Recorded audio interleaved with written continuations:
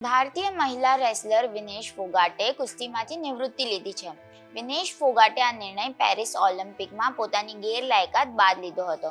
તેણે x account પર નિવૃત્તિ વિશે માહિતી આપતા કહ્યું હતું કે તે દેશવાસીઓની ઋણી છે અને ગુડબાય કુસ્તી તેમજ માતાની માફી પણ માંગી હતી. તેણે લખ્યું છે કે માતા, મારી પાસેથી કુસ્તી જીતી અને હું હારી ગઈ.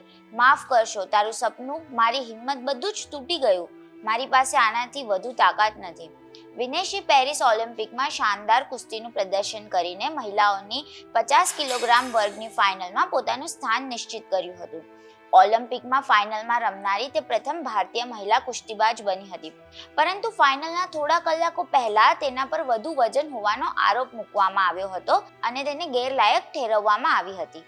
એક દાયકા કરતાં વધુ સમયથી આંતરરાષ્ટ્રીય કુસ્તી મેટ પર એક્ટિવ રહેલી વિનેશ ફોગટે ઓલિમ્પિકમાં મેડલ જીતવાનું સપનું પણ જોયું હતું. આ તેની માતાનું પણ સપનું હતું. પરંતુ સતત ત્રીજી ઓલિમ્પિકમાં ભાગ લીધા બાદ પણ વિનેશ આવું કરી શકી નથી. તમને જણાવી દઈએ કે વિનેશ ફોગટે 2014 અને 2018 કોમનવેલ્થ ગેમ્સમાં ગોલ્ડ મેડલ જીત્યો છે. આ સિવાય 2014માં એશિયન ગેમ્સમાં બ્રોન્ઝ મેડલ અને 2018 એશિયન ગેમ્સમાં ગોલ્ડ મેડલ જીત્યો છે. ફોગાટે 2019 વર્લ્ડ ચેમ્પિયનશિપમાં બ્રોન્ઝ મેડલ મેળવ્યો હતો. વિનેશે રિયો 2016માં ઓલિમ્પિક ડેબ્યુ કર્યું હતું, જ્યાં તેને ઈજાના કારણે બહાર થવું પડ્યું હતું. જે બાદ ટોક્યો ઓલિમ્પિકમાં વિનેશ ફોગાટની સફર ક્વાર્ટર ફાઇનલમાં પૂરી થઈ હતી.